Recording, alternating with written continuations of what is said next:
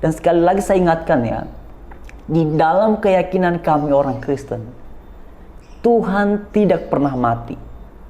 Berdasarkan pernyataan Alkitab, Ia mati dalam keadaannya sebagai manusia. Di dalam keyakinan kami orang Kristen, ketika manusia berada di dalam keberdosaan, maka berdasarkan pernyataan Alkitab, kami melihat betapa Allah mengasihi umat manusia, sehingga Ia pada akhirnya berinisiatif untuk menyelamatkan manusia itu sendiri. Pertanyaan penting untuk Anda adalah, karena Anda adalah salah satu makhluk yang berdosa di muka bumi ini, apa yang sudah Tuhan lakukan untuk menyelamatkanmu? Sebab pada dasarnya upah dosa adalah maut. Apa yang sudah Tuhan melakukan untukmu?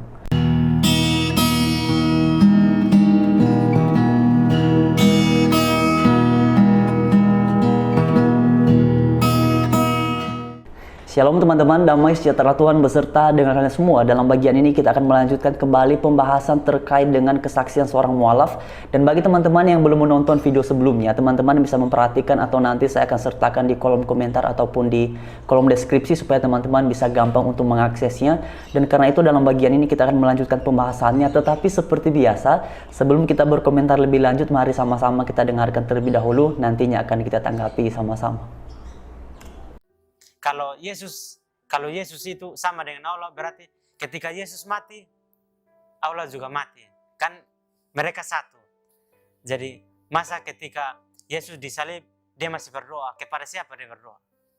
Pasti ada Tuhan lagi selain daripada dia. Padahal dia itu Allah. Kenapa dia masih berdoa? Kemudian saya pulang tanya sama orang tua. Sama bapak saya waktu itu saya tanya, saya ceramah sama bapak saya udah kalah. Orang tua saya juga udah firasat kalau nanti saya ini lama-lama masuk Islam. Karena semenjak saya masuk berteman sama teman saya yang Arif, setiap kali saya pulang ceramah sama orang tua tentang Yesus.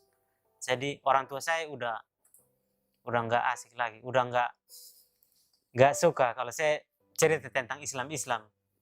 Jadi saya ke rumah teman saya waktu itu selesai sholat Isya, teman saya selesai sholat Isya. Saya ke rumahnya, saya cerita. Antum, waktu itu saya panggil teman saya, Arif. Dia bilang, Arif, bagaimana biar meyakinkan kalau Yesus itu bukan Tuhan? Kan saya udah yakin kalau Yesus memang bukan Tuhan. Tapi saya mau meyakinkan orang tua saya bahwa Yesus itu bukan Tuhan. Waktu itu teman saya bilang, kalau kamu ingin meyakinkan kalau Yesus itu bukan Tuhan, kasih tahu saja, bilang, begini, Yesus mati hari apa? Yesus mati, di dalam Alkitab tertulis kalau Yesus mati 3 hari 3 malam. Dia akan bangkit pada hari Minggu, pada hari ketiga. Sesuai perhitungan, gak sesuai dengan apa yang dikatakan. Dia mati hari Jumat sore jam 3.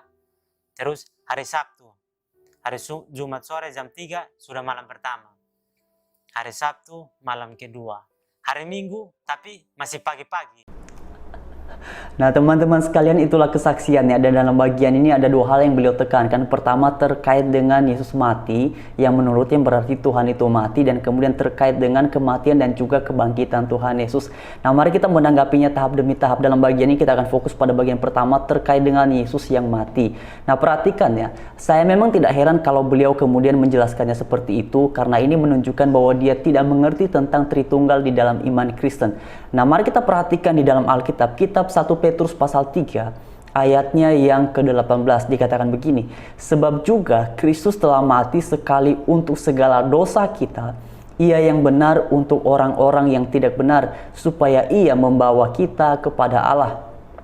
Ia yang telah dalam keadaannya sebagai manusia, tetapi yang telah dibangkitkan menurut roh. Jadi dengar hai mualaf, dan juga kepada teman-teman saya yang non-Kristen, yang mungkin hobi juga membahas terkait dengan iman Kristen.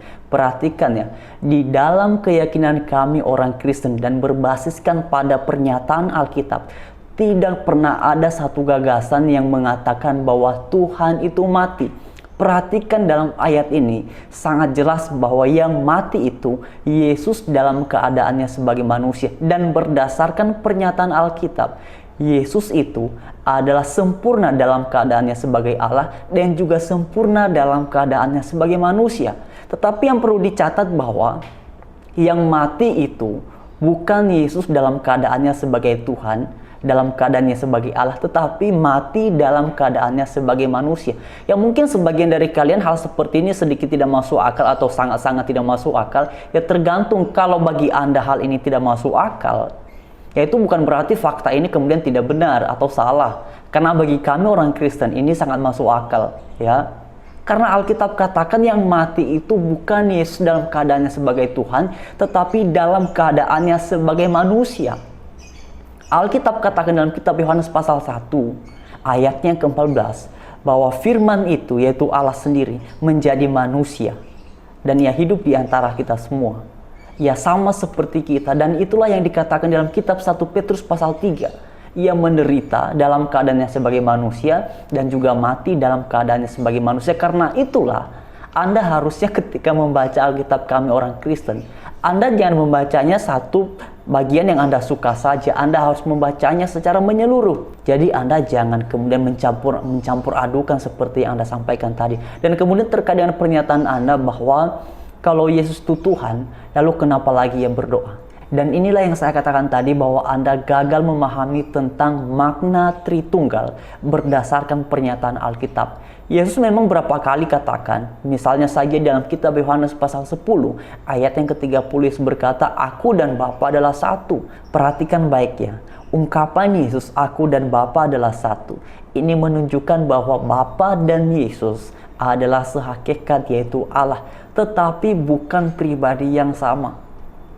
Bapa, Anak, Roh Kudus sehakikat, yaitu Allah, tetapi bukan pribadi yang sama. Karena itulah ketika Yesus menderita dalam keadaannya sebagai manusia, dan kemudian dalam keadaan itu seperti yang Anda sampaikan tadi juga ia berdoa, ya tentu saja ia berdoa dalam keadaannya sebagai manusia kepada Bapa di sorga.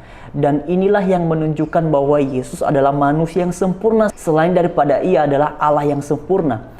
Dan dalam keadaannya sebagai manusia, ia menunjukkan ketaatan yang sempurna, ketaatan yang utuh kepada Bapa sorgawi.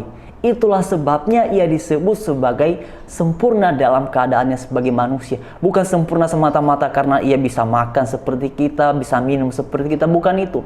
Tetapi paling pentingnya adalah sempurna dalam keadaannya sebagai manusia, dalam hal memberikan keteladanan yang baik sebagaimana harusnya manusia itu harus hidup di hadapan Tuhan. Karena itulah kemudian di dalam kitab 1 Yohanes pasal 2 ayat yang ke-6 berkata, "Barang siapa berkata mengenal Dia, maka ia harus hidup sebagaimana Kristus telah hidup."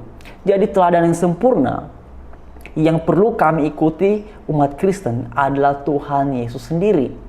Apa yang sudah Tuhanmu kerjakan untukmu supaya kamu tidak masuk ke dalam jurang maut sebagai akibat dari keberdosaanmu.